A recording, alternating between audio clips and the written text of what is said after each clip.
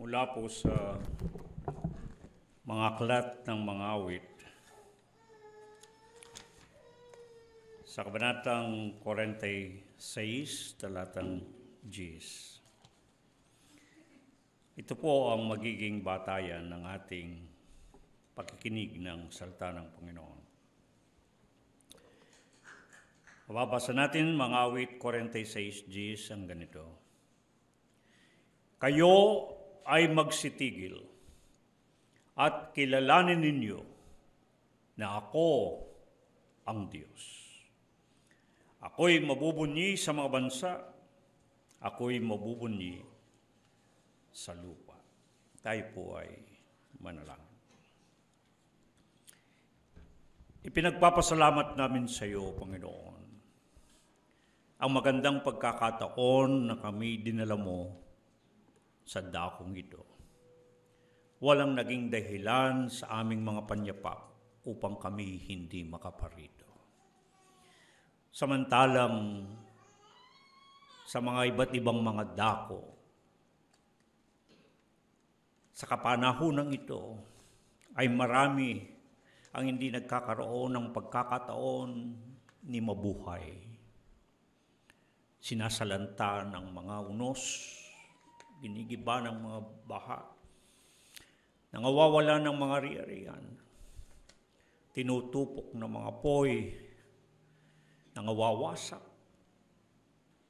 ang mga tinatangkilik, nangawawala ang mga bagay na minamahalaga, nangasasawi at naghihirap ang marami.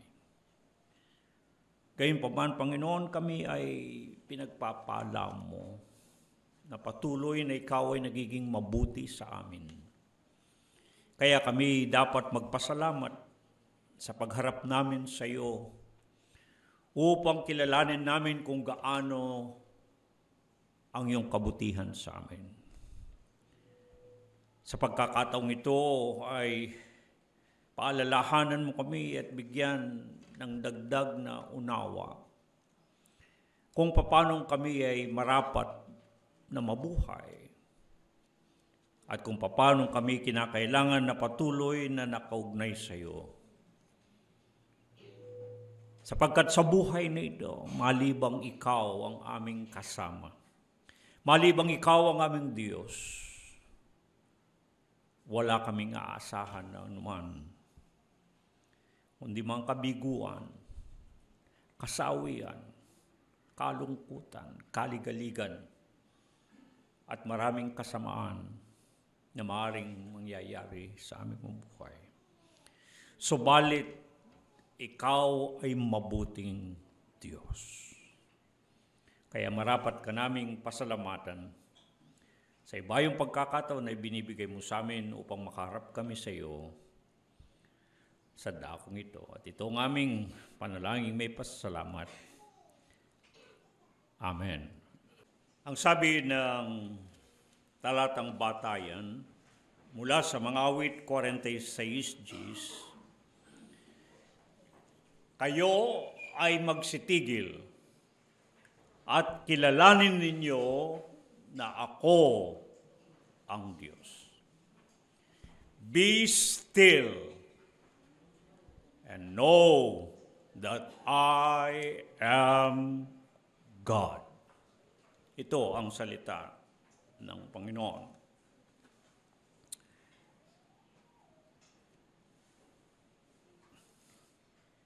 Bagaman tayo po ay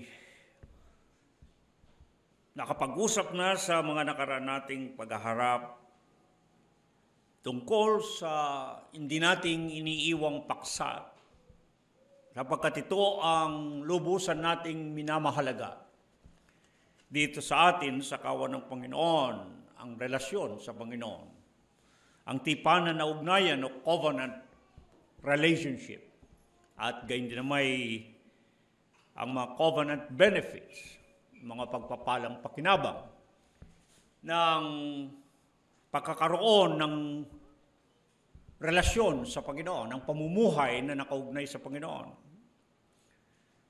Kung paano nang dahil sa pagkakaroon natin ng relasyon sa Panginoon ay dumadaloy ang mga biyayang pakinabang na nagmumula sa Panginoon.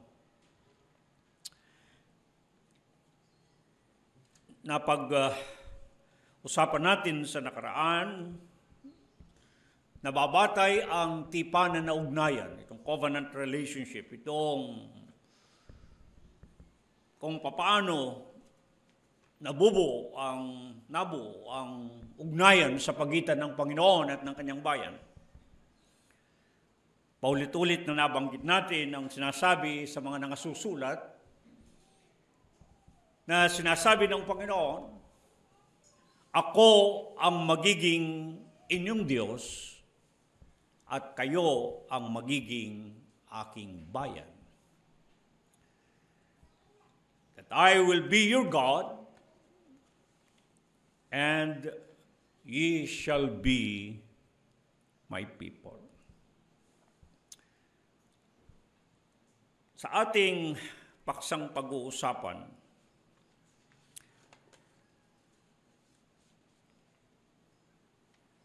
ang totoo po ay, sapagkat ako ay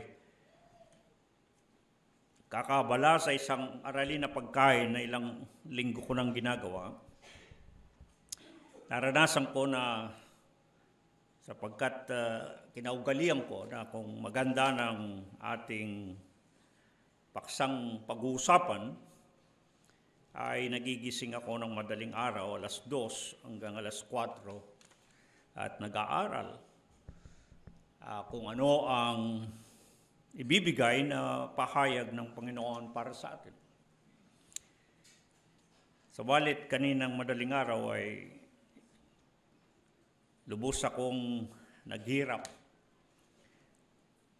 sapagkat 6:00 na ng umaga ay wala pa ako nabubuo na anumang aralin pagkain na ibabahagi sa atin. At ako'y lubusang nananalangin sa Panginoon at tinatanong ko, Panginoon, ano ang iyong mensahe para sa amin sa araw na ito? 6:00 na po ng madaling araw, mula 2:00 hanggang 6:00 ng umaga, wala para akong nakatingin sa isang pader na walang sulat. Naghihintay sa Panginoon, ano ang iyong pahayag para sa amin. Bandang huli sa aking kakapanalangin at kakasamo sa Panginoon, ay dinala ako muli sa talatang ito, na malaki rin naman ang kaugnayan sa ating pinag-uusapan tungkol sa ang Panginoon, ang ating Diyos, at tayo'y kanyang bayan. Kung paano ang Diyos ay nagiging ating Diyos at tayo'y nagiging kanyang bayan. At ang awit 46 ay hindi nalalayo dito at mayroong magandang paalala sa atin. Bukod sa kung paano natin dapat na makilala ang Panginoon na siya nga ang Diyos. At ano itong mga pagpapalang pakinabang? Ano ang mga benepisyo, pribilehiyo na maaari nating matanggap kung ang Panginoon ay siya nga ang ating Diyos at kung tayo naman ay kabilang nakasama sa kanyang itinuturing at inaangkin na bayan. Ang malaking pagbabago ng ating panahon ay mapapaghalata. Mapapaghalata sapagkat sa ating panahon ay nauso yung mga katagang 24/7. Wala naman dati yan eh. Kung kailan pa at paano na-imbento yung salitang 24/7. Na usong-uso, na ginagamit at nasasambit. Subalit itong 24/7 na ito ay, kung titignan niyo, tumutukoy sa kawalang hinto ng mga tao na para bagang hindi na natutulog, wala nang tigil, para bagang hinahabol ang oras at ang oras ay kulang pa. Ang 24 na oras na magdamag isang araw at pagdamag. Hanggang maubos ang buong sanglinggo, hindi tumitigil ang marami. Walang tigil, abalang-abala, at alalang-alala sa maraming bagay. Mahigpit na nakikipagpunyagi, nakikipaglaban, at sumasalungat sa maraming mga kaganapan sa buhay. Mapapaghalata at hindi naman siguro mapapag-alinlanganin na ang panahon natin ay papunta sa lalong kagipitan ng kasakitan, ng karahasan at ng kasamaan. Nakikita natin sa mga balita,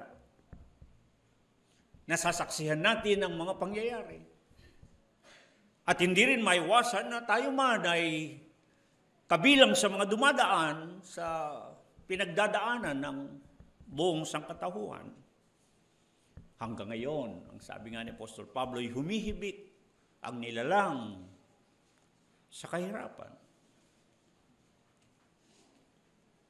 sa kasumpaan ng kasalanan.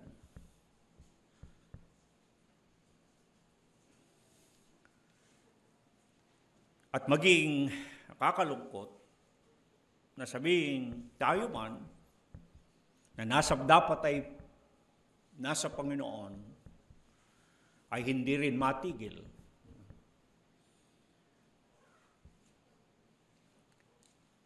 Dito sa bahaging ng kasulatang ating tinutunghayan, pinaalalahanan tayo sa isang napakahalagang bagay.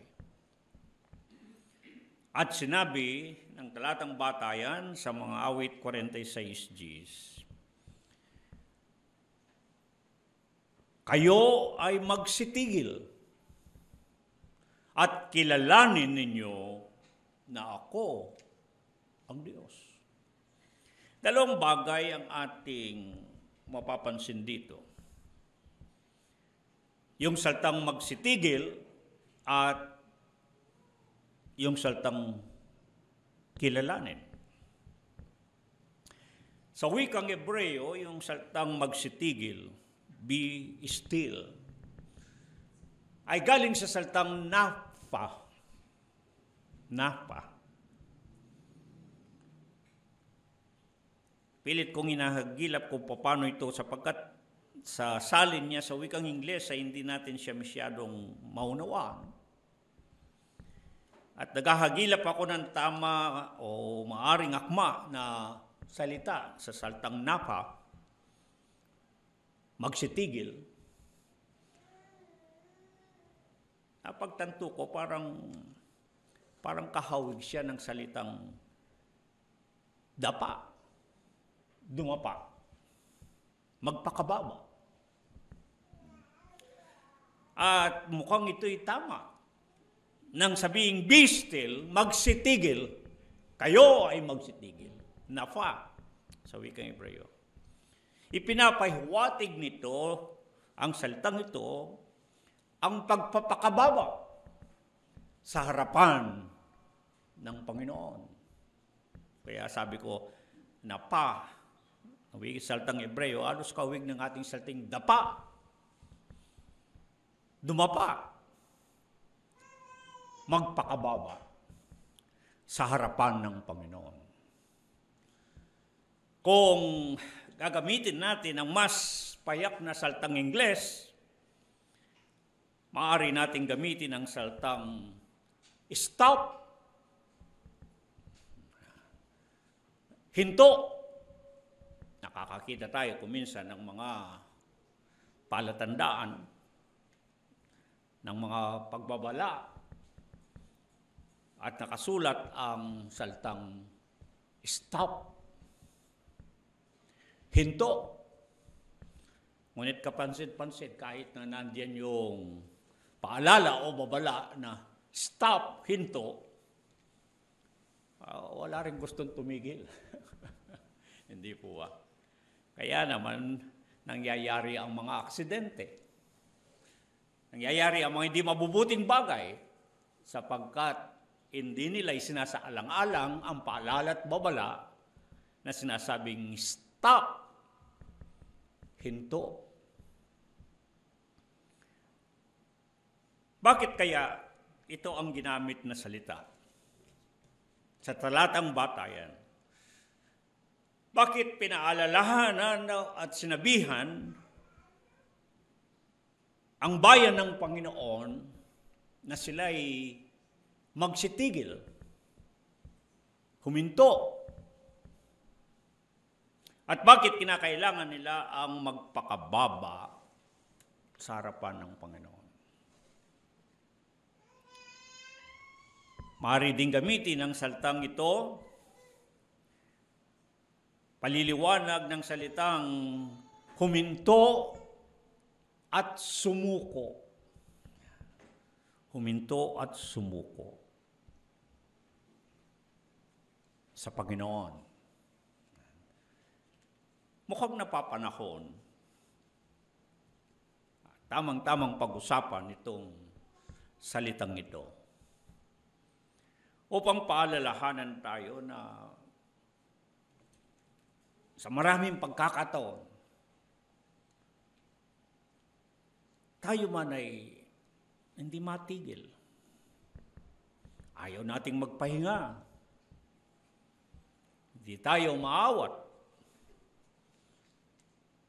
Trabaho ng trabaho.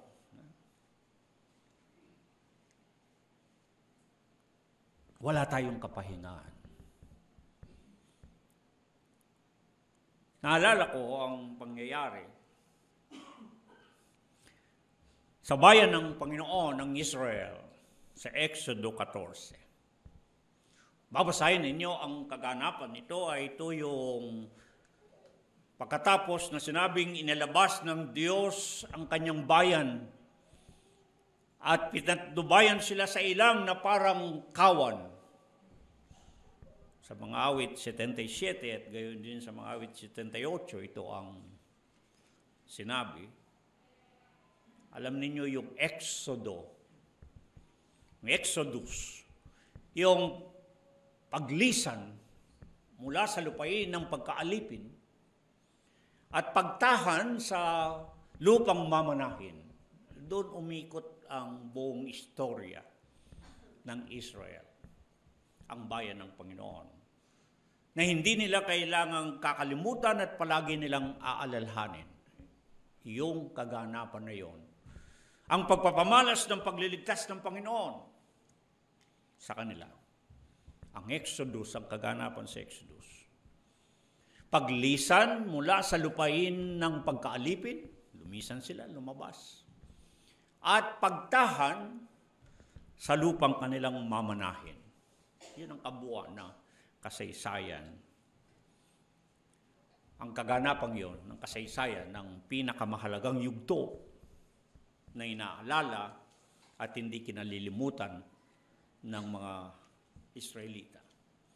Isinasalin pa ito ayon sa tagubilin ng Panginoon sa kanilang mga anak at mga anak at mga anak at sa lahat ng kanilang saling lahi.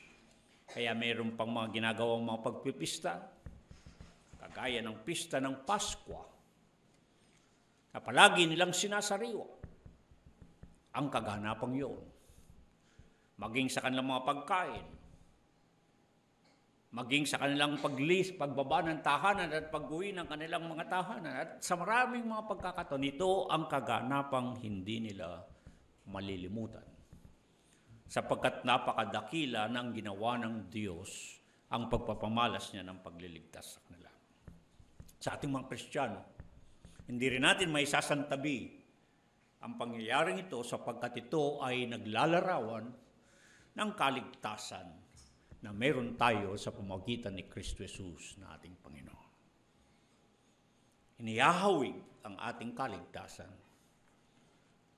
sa pamagitan ni Kristo Jesus, kung paano yung dugo ng kordero ang winisik, ang ipinahid sa kanilang mga pintuan at nilampasan sila ng kamatayan.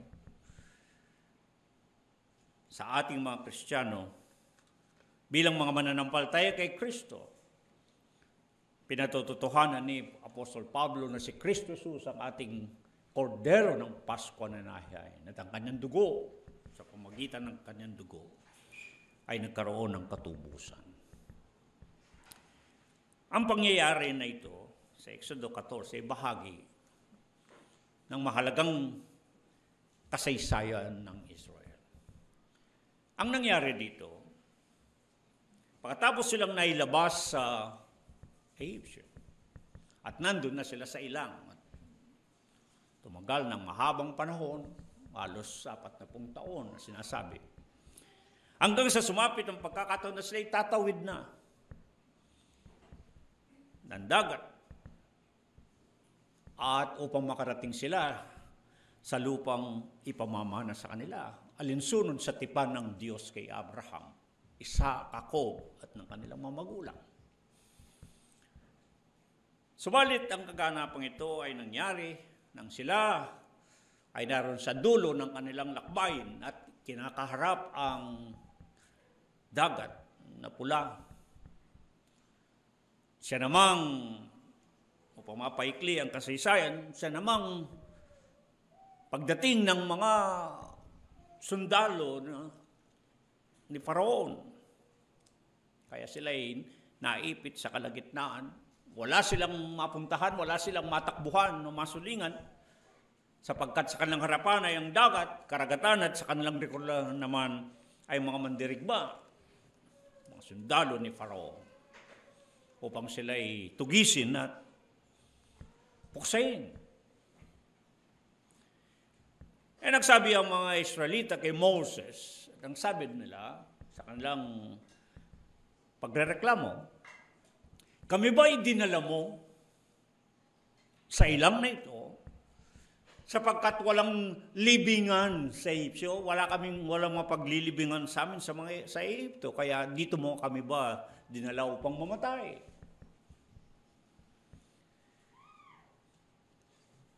Sa maikling sabi, nagsalita si Moses ayon sa sinabi ng Panginoon. Ang sabi niya, sabihin mo sa bayan, magpatuloy sila.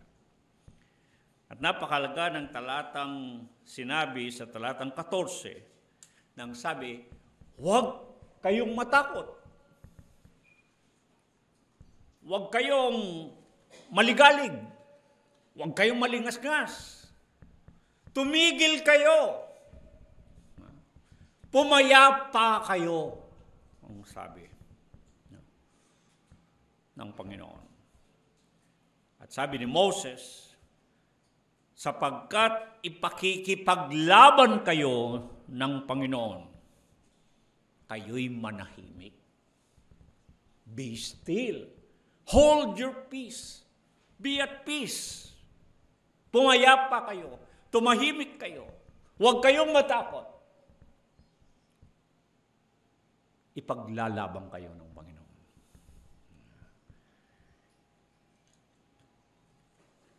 Parang ganito rin ang pangyayari halos. Ibang kaganapan nga lamang dito sa Kabanatang 46 ng mga awit. At makikita ninyo ang mga ilang binanggit na mga kaganapan. At aking ginawang dalawang bahagi ito o dalawang tapok na mga kaganapan. Mga kaganapan na kasamaan na binanggit sa mga awit 46. Mga masamang kaganapan na nasasaksiyan sa kapanahunan, maging sa kapanahunan natin. Ito yung mga kagagawan ng kalikasan. Halimbawa, 46.2, ang lupa ay nabago. 46.6, ang lupa ay natunaw. Mga bundok ay mga glipat sa dagat. Ang tubig ng dagat ay nagsihugong at nabagabag. Mga bundok ay nangauga dahil sa unos. Di ba? Ito yung mga karamihang nakikita natin din kahit na sa ating kapanahunan. Mga baha, lindol, unos at marami pang mga kasamaang nangyayari. May tuturing natin itong mga kaganapan na kasamaan at kagagawa ng kalikasan. Kung minsan sinasabi natin, kalikasan yan eh. Ngunit meron din mga binanggit na mga kasamaan na kaganapan na tinuturing ko namang kagagawan ng sangkatauhan. Ang tao rin ang may kagagawan. 46:6 ang sabi, ang mga bansay nagkakagulo, ang mga kaharian ay nangakilos, pinapaglikat ang pagdidigma, binabali ang busog, pinuputol ang sibat, sinusunog ang mga karo sa apoy. Ito yung mga gulo, ito yung mga digmaan, ito yung mga alitan at mga ligalig na nangyayari, nakagagawan din ng mga tao. At sa kalagitnaan ng mga kaganapang ito, nagsalita ang Panginoon ng sabi, magsitigil kayo. Be still. Manahimik kayo. Maging payapa kayo. Huwag kayong maalis-ngas-ngas, huwag kayong matakot. Manapay, napa, dapa, dumapa, magpakababa sa harapan ng Panginoon. Sa ibang salta, huminto, sumuko sa Panginoon.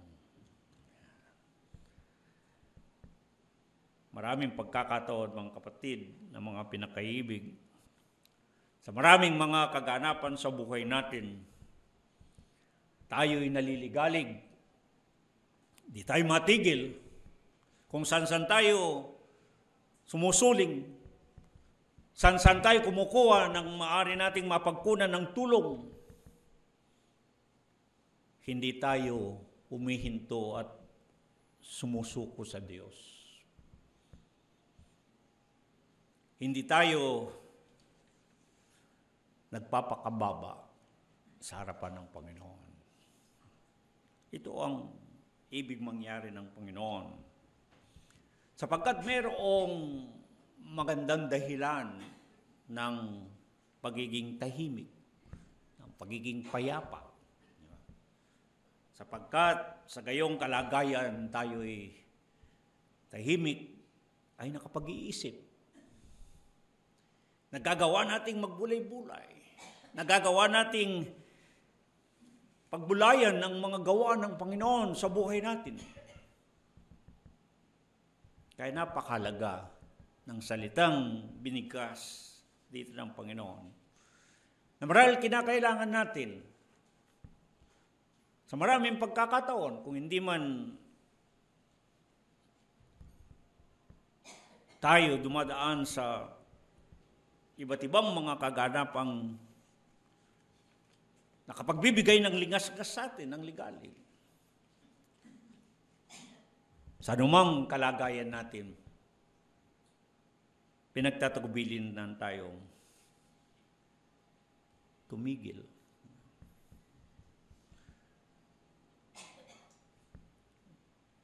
Ngayon ay araw ng Panginoon.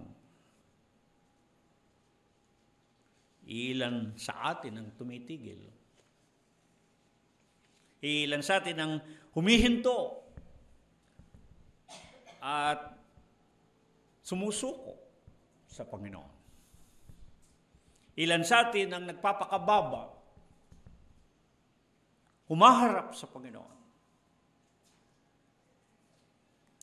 Ang panahon natin ay napakasama. Kung gagamitin natin ang salita ni Apostol Pablo sa 2 Timoteo 3, ng palatandaan ng sabi ng kasamaan ng mga huling panahon, 2 Timoteo 1, 2 at 4 lalo na sinasabi na maiibigin ng tao mas magiging maiibigin ng tao sa sarili at sa kalayawan kaysa maging maiibigin sa Diyos. Ang Diyos, ating panahon ay hindi na masyadong pinag-uusapan. Nagiging mangmang ang marami. Kagaya ng sinasabi ng awit 14:7 na sa isang mangmang, sinasabi niya sa kanyang puso, hindi sumasagi sa kanyang isip na mayroong Diyos. Wala ang Diyos sa kanilang isipan.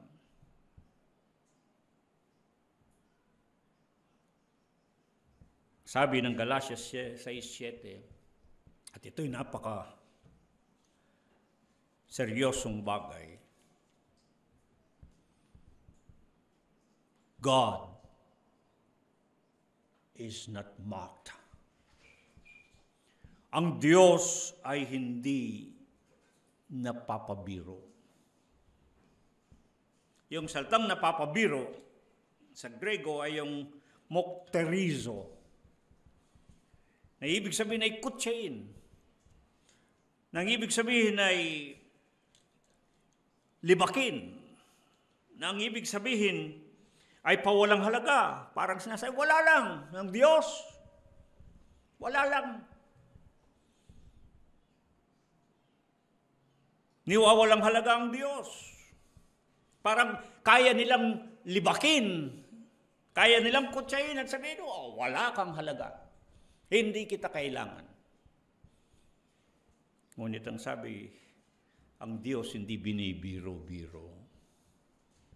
Sa panahon natin, nakakatakot na marami ang binibiro ang Diyos. Ibig sabihin, hindi siniseryoso ang Diyos sa buhay nila.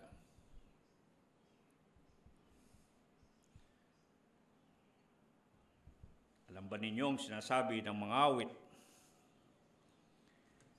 73:27. Sapagkat ang Diyos ay hindi napapabiro. Ang sabi sa mga awit 73:27, silang malayo sa Diyos. Silang humihiwalay sa Diyos. Hindi na bubuhay na nakaugnay sa Diyos. Silang walang Diyos, walang dinidiyos sa buhay. Walang kinikilala na Diyos sa buhay. Ang sabi ni awit ni David, sila'y mga lilipol.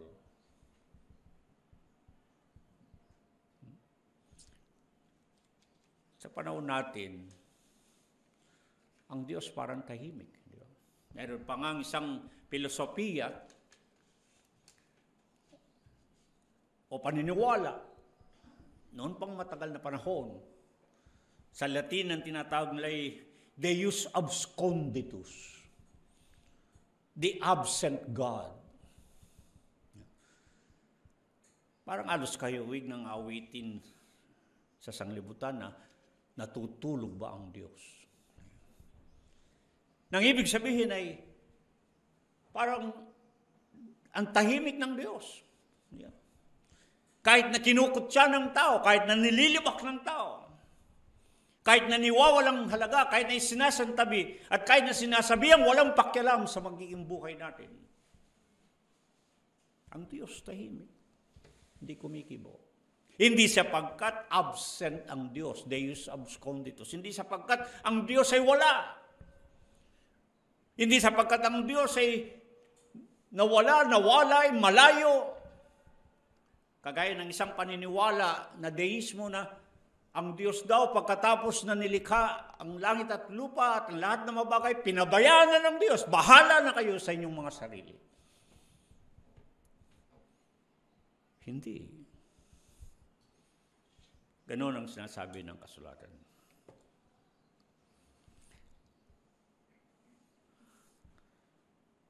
Hindi napapabiro ang Diyos. Hindi na bibiro-biro ang Diyos. At kung anong itanim ng tao, siyang kanyang ahanihin. Kung biro-biruhin ang Diyos, alisin ng Diyos sa isipan,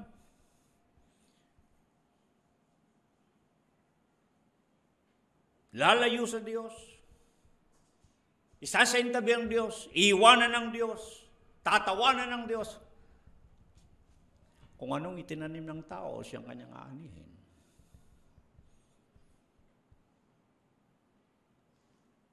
Napakaganda yung sinabi ni David minsan sa awit 8. Sino ang tao? Ano ang tao? What is man? Sabi niya, that thou art mindful of him. Hindi maabot ng tanaw, matarok ng dukang isipan, na sabi niya, sino ang tao o anong tao? Bakit pinahalagahan ng Diyos? Bakit napakahalaga ng tao sa Diyos? At nilikha niyang kamangha-mangha. Pero ang tao, ang mapagwalang bahala sa Diyos. Na para bagang kayang biru-biruin ng Diyos. Hindi seryosoin ng Diyos. Ang kapatid, nakakapangilabot ang sinasabi ng mga awit 73:27. Ang malayo sa Diyos. Yung hiwalay sa Diyos. Walang pakikiugnay sa Diyos. Walang relasyon sa Panginoon. Mabubuhay na malayo sa Diyos. Ay tiniyak ng nasusulat na sila'y malilipol. Maaring ngayon, tahimik lang ang Diyos. Di kumikibo. Na para bang nagpapabaya sa mga nakakalimot, sa mga nagsisipaghiwalay, at hindi nabubuhay na nakaugnay sa Kanya. Ngunit, napakabuti pa rin ng Diyos sapagkat binibigyan ang bawat isa ng pagkakataon. Hindi nagtutumulin sa kanyang galit. Sabi nga ng kasulatan. Hindi kaagad nagpapakawala ng palaso ng kanyang galit. Maawain at mahabagin. Diyos, salamat sa Panginoon. Kagaya ng sinasabi ng Panagoy 3, hindi niya tayo nililipol kaagad. Nang dahil sa kanyang katapatan at kahabagan.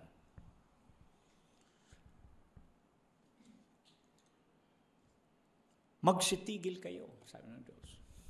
Huminto kayo sandali.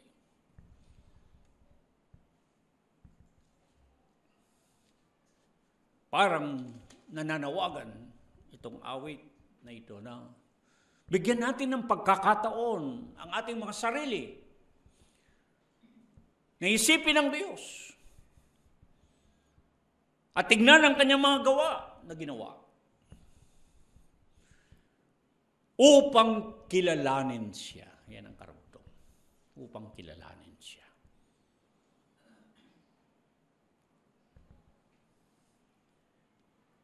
Meron ba tayong Diyos na nakikilala?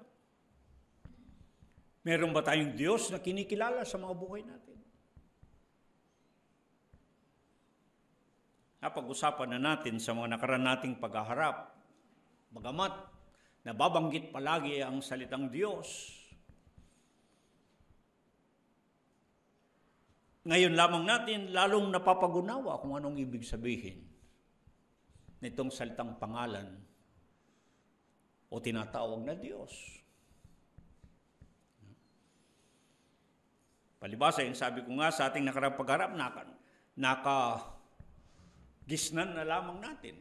Sinilang tayong meron ng salitang Diyos. Ngunit gaan natin napapagunawa. Nabanggit ko sa nakaraan nating pagtitipon at alam po ninyo, kahit na ako aminin ko sa inyo, ngayon ko lamang lalo ding napapagkilala ang Diyos. Dahil nga, parang yung salitang o pangalang yan ay nakamulatan na lang natin. Hindi ba? Nagising na tayo na mayroon ng Diyos na naririnig natin, na pinag-uusapan, sinasabing na Diyos. Pero ano ang ibig sabihin ng kanyang pagiging Diyos? Unang bumungad sa atin ang salitang Diyos sa Genesis 1:1. Nang pasimula ang Diyos. Iyon ang kauna-unang pagkakataon na sumilang ang salitang Diyos. At pagkatapos ito, sa paglipas ng mga panahon, sa pagsalin-salin ng mga lahi, nadala na lamang yung salitang Diyos. Ngunit kung ating lilinanging mabuti at kukunin ang salitang Hebreo ng salitang Diyos, ang salitang Diyos galing na po yan sa Kastila na atin na lamang inangkop sa ating mga sarili. Galing yan sa salitang Latin na Deus. Ngunit sa Biblia, at diyamang ang Genesis 1:1 ay nasulat sa wikang Hebreo, ang salitang Diyos doon ay ang katumbas ay Elohim. Elohim. Na yan ay nanggaling sa salitang El, at maraming mga pangalan ng Diyos na ating mababasa na nagsisimula sa salitang El. Napakarami po niyan. El Elyon, ang kataas-taasang Diyos. El Roy, ang Diyos na nakakita. May mga talata po lahat ng mga ito. El Olam, ang Diyos na walang hanggan. El Elohe, ang makapangyarihang Diyos ng Israel. El Shaddai, ang Diyos na makapangyarihan sa lahat. El Kana, ang Diyos na mapanaybuguhin. El Chanun, ang Diyos na mapagbiyaya. El Rakum, ang Diyos na maawain. El Amene-Eman, ang tapat na Diyos. Ang El Agadol, ang dakilang Diyos.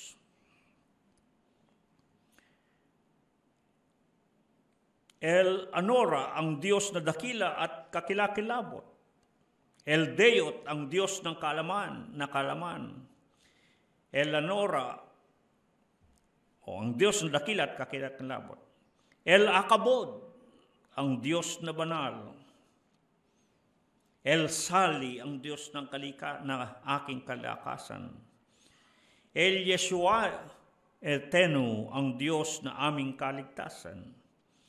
El Yisrael, ang Diyos ng Israel.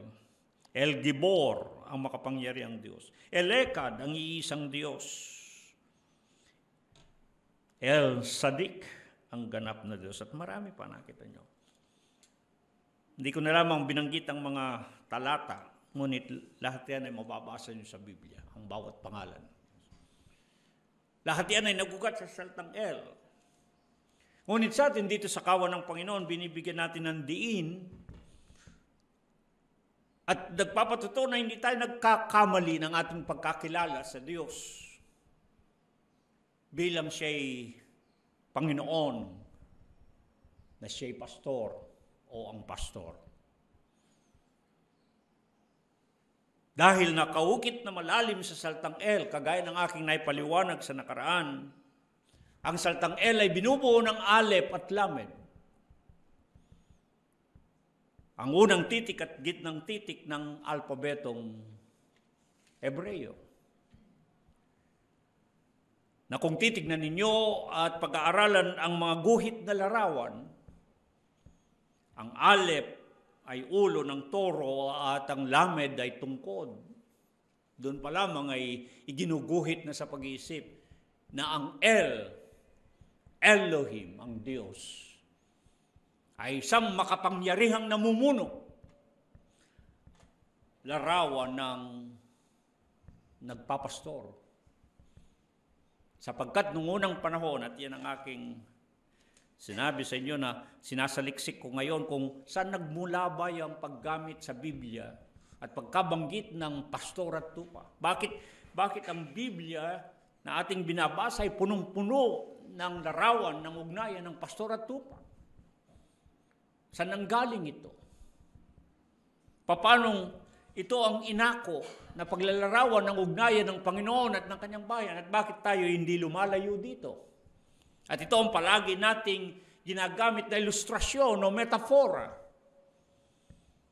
ng pagpapaliwanag paano itong ugnayan ng Panginoon, saan ito may hambing, saan ito may tutulad. Bakit palagi at tangi na ito'y tinutulad sa mga nangasusulat gaya ng ugnayan ng pastor at tupa. Mangyari, makita natin sa simula pa lamang nang sumilang ang salitang Diyos o masalubong mo ang salitang Diyos sa pasimula sa Genesis 1:1, nandoon na sa pangalan ng Panginoon nakaukit ang larawan, imahe ng isang pastor, Alef at Lamed, El. At inilalarawan nito ang dalawang titik na itong Alef at Lamed, kung ano ang Diyos, ano ang pagkakilala dapat sa Diyos. At ito'y hindi natin maiwanang ipaalala sa bawat isa. Sapagkat ang bilin ay kilalanin ninyo ako, ang Diyos, ang sabi ng Panginoon. Anong pagkakilala marapat meron sa Diyos? Paano siya kikilalanin? Anong pagkilala dapat meron tayo sa Diyos? Tulad ng sabi ko, marami ang hindi nila lubusang naunawaan o nakikilala ang Diyos. At nakakalungkot na kahit na sa mga sinasabi ng mga mananampalataya, malaki pa rin ang kakulangan ng kaalaman kung sino ang Diyos at ano ang Diyos. Sa Alef at Lamed na pinagmumula ng salitang El, nabanggit ko sa nakaraan, kumakatawan nitong Alef sa nangunguna at yung Lamed na pinakagitna at pinakadakila na titik na mahalaga o minamahalaga. Sa makatuwid, sa tuwirang salita o payak na pangusap, ang ibig sabihin ng salitang Diyos, yung inuuna at minamahalaga.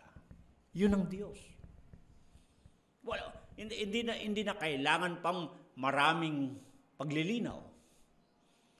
Hindi na kailangan ang marami pang usapan tungkol sa Diyos. Ipinakikita na ang Diyos ay yung kinikilala mo siyang pinakauna at pinakamahalaga sa buhay. Yun ang Diyos at yun ang may Diyos. Kaya ang sabi niya, kilalanin ninyo na ako ang Diyos. Anong pagkakilala meron ng marami sa Diyos? Siya ba yung kanilang inuuna? Siya ba yung kanilang minamahalaga? Nakita po ninyo, kung tutusin, napaka-payak. Kung tutusin, napakagaan itong pinag-uusapan natin. Ngunit, mukhang nangyayari na hindi natin talaga nakikilala ang Diyos kung sino ano siya. O kaya naman, baka maaari nating sabihin, baka wala naman tayong talagang Diyos na kinikilala sa buhay natin. Na wala naman tayong dinidiyos talaga.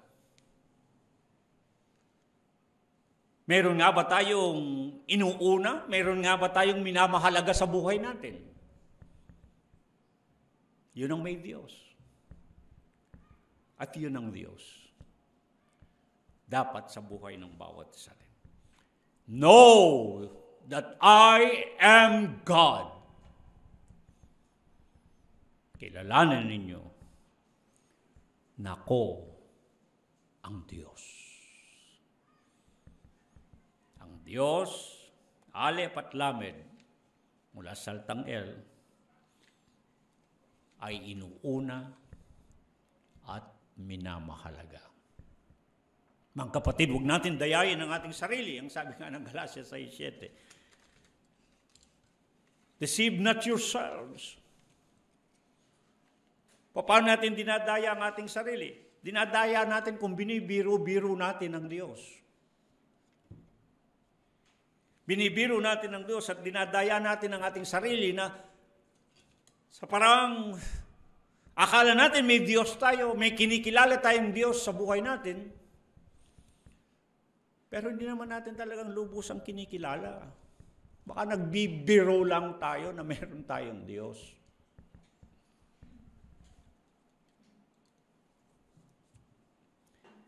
Mahirap pong tanggapin at nakakalungkot, ngunit katotohanan ang dapat nating unawain.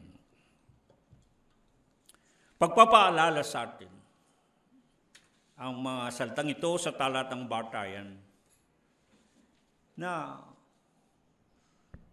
kung may Diyos tayo, yung kilala nating Diyos dapat ay inuuna natin at minamahalaga sa buhay natin. Pag hindi gayon, hindi naman siguro magkakamaling sabihin, wala tayong Diyos. Kapag wala tayong inuuna at minamahalaga na Diyos sa buhay natin. Dito sa kabanatang 46 ng Gis ng mga awit, pinamagatan ko itong paksang ating usapan. Magsihinto at makipagtagpo. Kilalanin at katagpuin. Nagpapaalala ang kabanatang 46 ng mga awit na kinakailangan ng paglalaan ng saglit o ng sandali, ng kinakailangan na panahon upang tayo'y tumigil, huminto, at makipagtagpo sa Panginoon. Upang makita natin ang kanyang mga gawa, mga dakilang gawa, na ginagawa sa atin. At itong awit 46, inilalarawan ng Diyos ng kagaya ng isang pastor ng mga tupa. Dalawang bagay ang ating masusumpungan na gawa ng Panginoon, kagaya ng ginagawa ng pastor sa kanyang mga tupa. Kung si David ang may awit nito, na sinulat na aklat, hindi natin may sasantabi ang katotohanan na si David na kinuha mula sa mga kulungan ng tupa at ginawang pastor ng bayang Israel, mula sa pagkabata, mas alam niya kung paano ang pagpapastor ng mga tupa.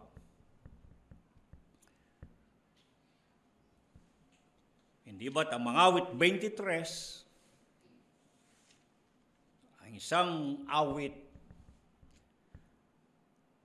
na nagsasabi ng pagiging pastor ng Panginoon, ang awit na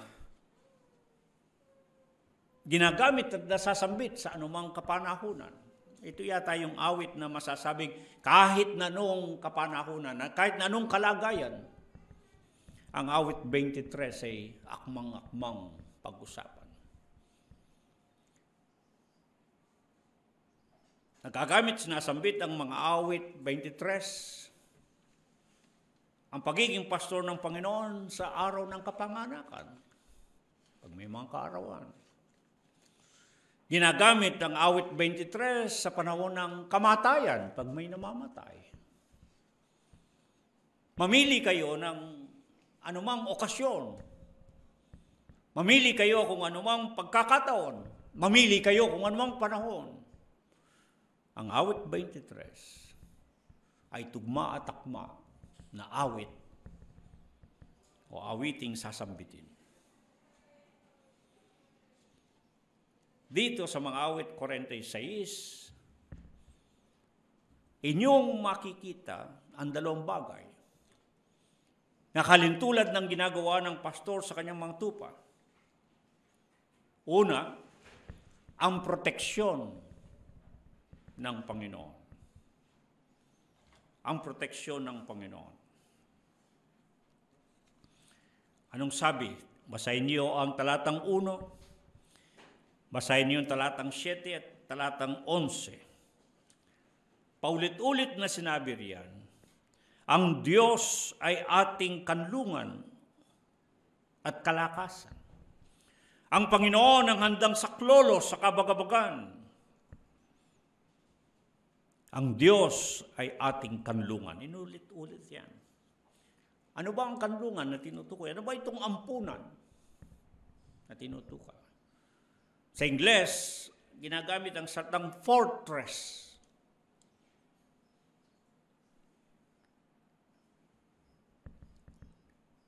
Sa Latin, ang tawag diyan ay fortes at pasere. Isang matayog na moog. Alam po ninyo, nung unang panahon, ito yung dako na tinatakbuhan ng mga nanganganib, ng mga tinutugis, ng mga sinasalakay, ng mga kalaban. Meron silang dako na kanilang pinupuntahan na doon ay makakapagkanlong sila, makakasilong, na doon ay ligtas sila. Matayog na moog na hindi maaring pasukin ng anumang kalaban. Ito yung larawan na ginuguhit dito. Bagamat tayo hindi nabuhay sa mga kaharian, ang alam lang natin ay kastilyo na buhangin, yung gawa lang na kastilyo na kaharian sa buhanginan, sa dalampasigan. Ngunit ito'y larawan ng mga kaharian na talagang naitatag noong unang panahon, kagaya ng kaharian ng Israel at iba't ibang mga kaharian ng mga bansang nakakalat sa balat ng lupa. May mga matatayog silang moog, may mga edipisyo, may mga talagang dako sila na binakuran at hindi maaring basta pasukin ng kaalaban. Sa makatwid, yun ay lugar o dako ng kaligtasan, a place of safety. At ito ang nilalarawan dito sa mga awit 46. Larawan ng isang pagpapastor ng Panginoon sa kanyang bayan. Hindi pababayaan ng Panginoon ang mga kanya. Ang proteksyon ng Panginoon ay sumasa kanila. Makakasumpong ng kalakasan. Tinignan ko yung salitang kalakasan sa wikang Hebreo. Kung titignan ninyo, halos itinutumbas siya sa katapangan. Ibig sabihin, kung ang Panginoon ang ating proteksyon at sa Kanya tayo nakakasumpong ng proteksyon, meron tayong kalakasan, meron tayong katapangan, meron tayong tapang na kaharapin ang lahat ng mga bagay sapagkat hindi tayo pababayaan ng Panginoon. Yun ang ibig ipinta nitong awit na ito. Kung hindi ako nagkamali, ito ang naging batayan ni Martin Luther na nagsulat ng himnong Kristiyanong A Mighty Fortress is Our God. Ang ating Diyos ay matayog o matibay na muog. Isang awitin, isang himnong Kristiyano na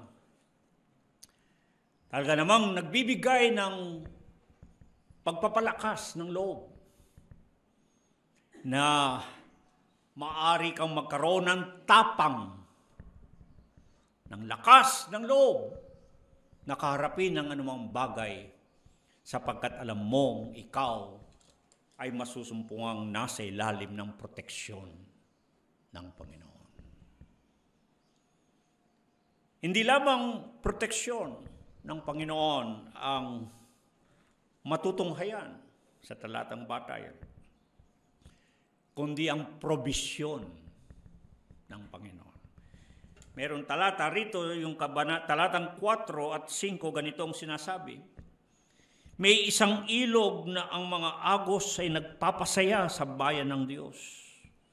Ang Diyos ay tutulong na maaga. Noong unang panahon, ang tubig ay napakahalaga. Kapag nilulusob ang isang bayan, ang unang ginagawa ng kalaban upang mapanghina at masalakay yung kanilang sinasalakay na bayan, pinuputol nila ang daloy ng tubig. Sapagkat yung pinag-uusapan dito ay supply for survival. Ginuguhit sa atin dito ang probisyon ng Panginoon para sa kanyang bayan. Merong supply, at hindi basta supply, kundi abundant supply. Sapagkat tinukoy diyan, may isang ilog at pagkatapos may mga agos. Parang inilalarawan yung larawan ng unang panahon sa mga matandang bayan. Basta't may tubig, mabubuhay at hindi magagapi ang mga naninirahan doon. There is a constant flow of supply. Kaya dito inilalarawan, ang Panginoon mayroong probisyon para sa mga kanya. Sa probisyon ng Panginoon ay nagkakaroon ng kasayahan. Kaya dalawang bagay ito. Mula sa proteksyon ng Panginoon, nagkakaroon tayo ng kalakasan. At sa probisyon ng Panginoon, meron tayong kasayahan. Nagpapasaya sa bayan ng Diyos. Hindi naman pwedeng magsaya yung gutom. Hindi naman pwedeng magsaya yung walang kinain. Hindi ba? Hindi pwedeng magsaya yung punong-puno ng kakulangan sa kailangan. Kaya yung ginamit ang salitang nagpapasaya sa bayan. Ang ibig sabihin sapagkat pinupunan ng Panginoon ang pangangailangan.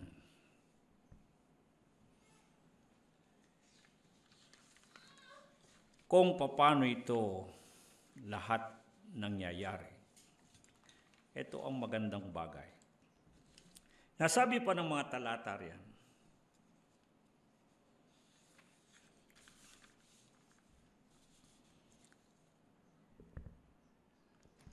sa talatang 5 at 11,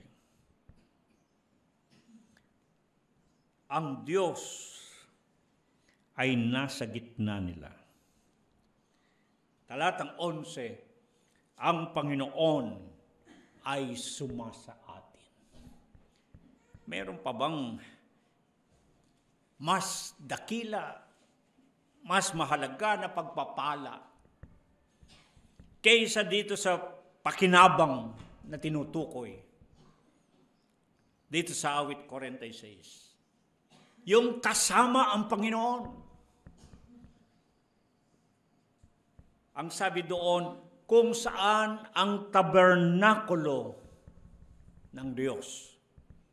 Yung salitang tabernakulo, ibig sabihin yung pananahanan ng Diyos. Mayroong proteksyon at may provisyon ng Panginoon kung saan naroroon tumatahan ang Panginoon. Yan ang ibig sabihin nito.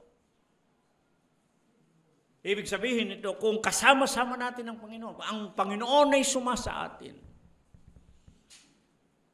makakatiyak tayo ng kanyang proteksyon at ng kanyang provision.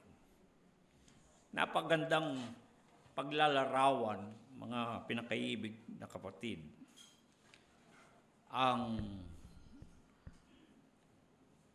inilalarawan sa atin ng talatang batayang ito. Merong sa filosofiya, merong tinatawag po nilang a fortiori argument.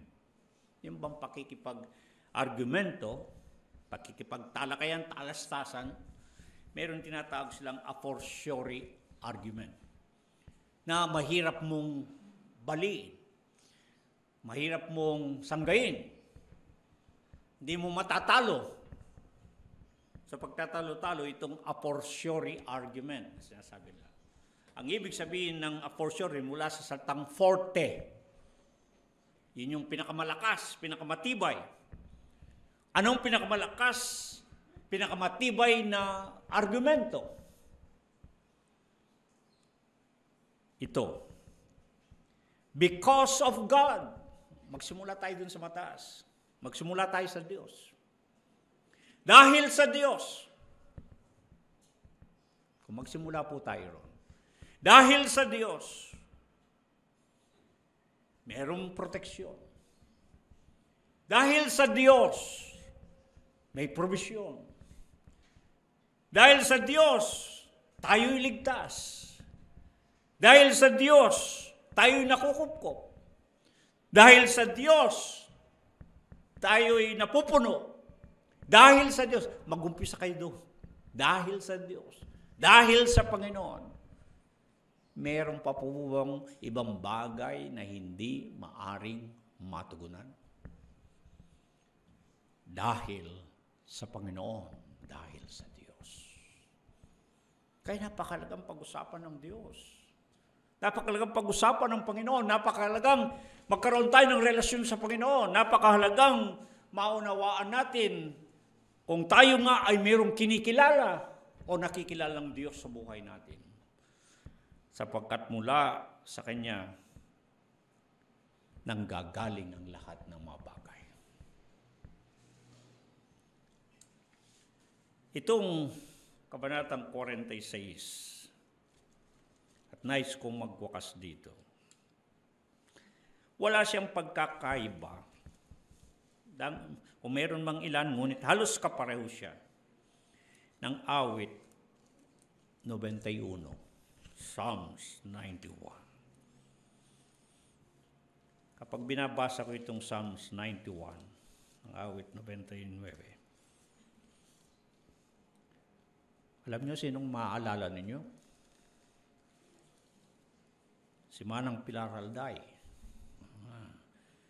Pag magbigayan ng favorite verse, hindi magbibigayan ng isang talata.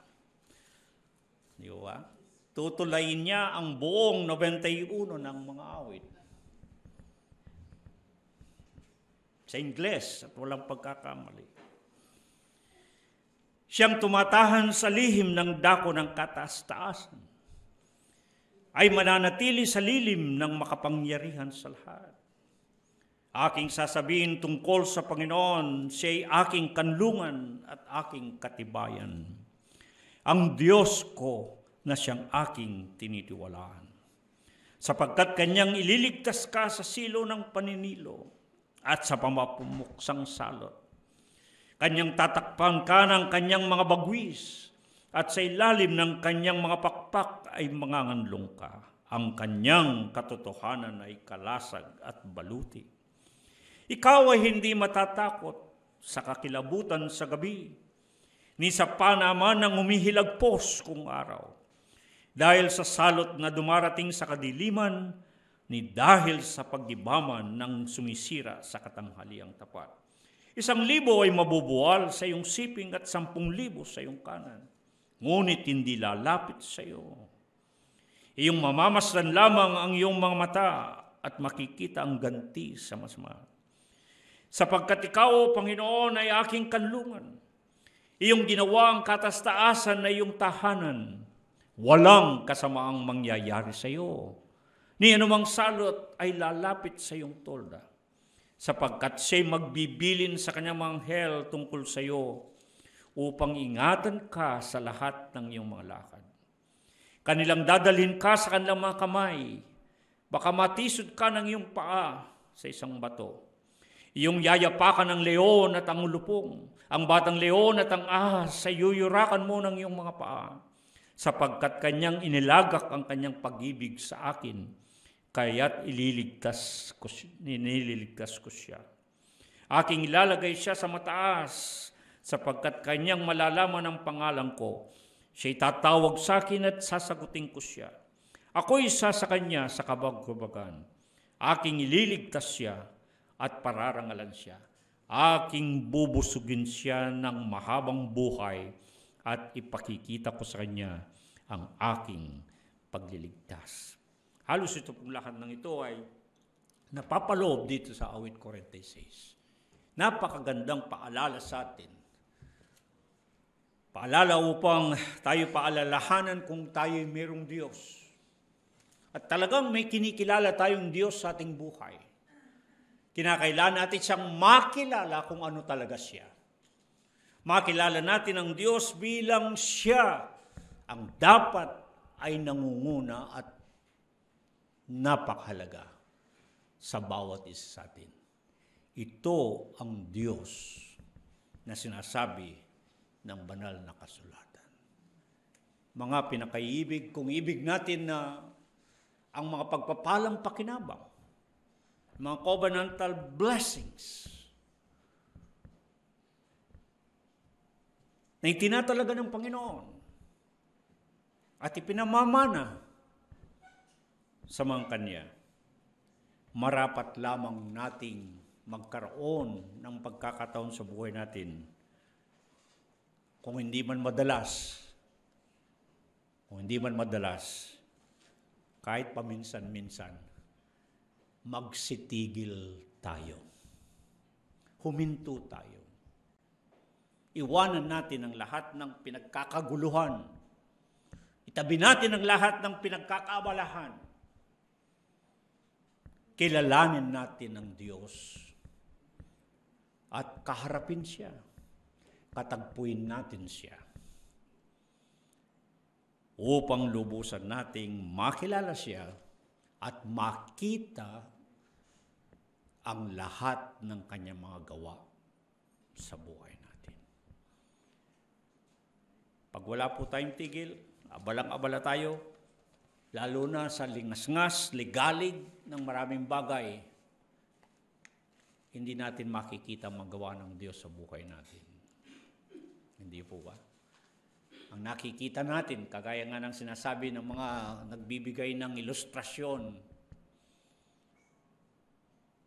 nakikita kung paano ng halimbawa ang isang barko'y inuunos, naliligalig. Hindi napapansin ang lawak ng dagat. Ganun din sa buhay ng bawat sa atin. Nakikita natin ang maraming mga ligalig, mga pangyayaring hindi mabuti sa buhay. Nakakalimutan natin, mas malawak ang sukat ng pag-ibig at malasakit ng Diyos. Dapat nga siyang kilalanin natin sa buhay ng bawat isa. Tayo pong lahat ay yumuko at manalangin. Pinasasalamatan ka namin, Panginoon, sa ilang saglit na kami ay binigyan mo ng pagkakataon upang lubusan ka pa naming makilala sa buhay namin. Punong-puno ang aming mga isipan ng pinagkakaabalahan. Totoo kaming mga naliligalig, nalilingas-ngas sa maraming bagay. Wala kaming tigil sa pakikipagpunyagi sa maraming mga kagipitan, kakulangan. Wala kaming kapayapaan. Hindi kami mahinto. Hindi namin maisantabi ang maraming mga bagay. Gayong dapat ay may nakikilala kaming Diyos.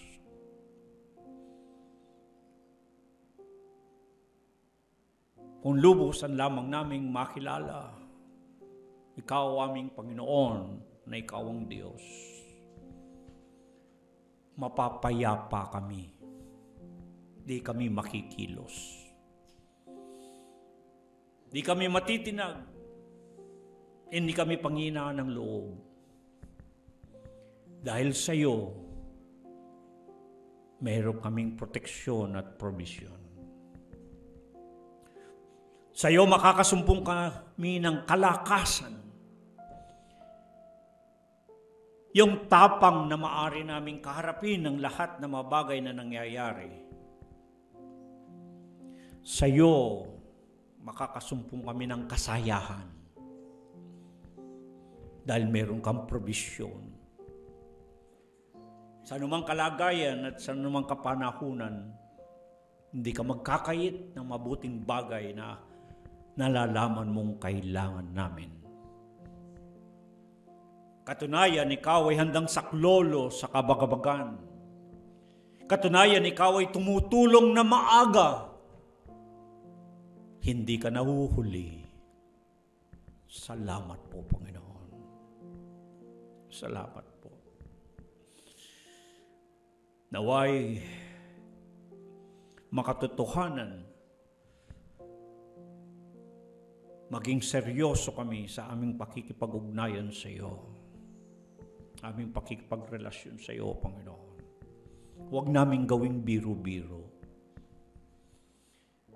Ikaw ang Panginoon, ang siyang Diyos.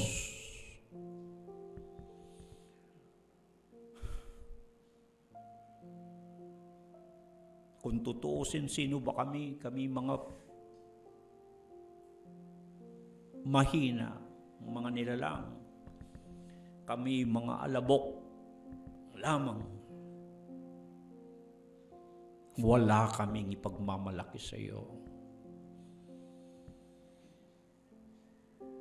Ang buhay namin ay nakasalalay sa iyong kamay. Kaya dapat lamang na palagi naming alalahanin, manatiling kikilalanin ka namin sa mga buhay ng bawat isa. At ito po ang aming dalangin.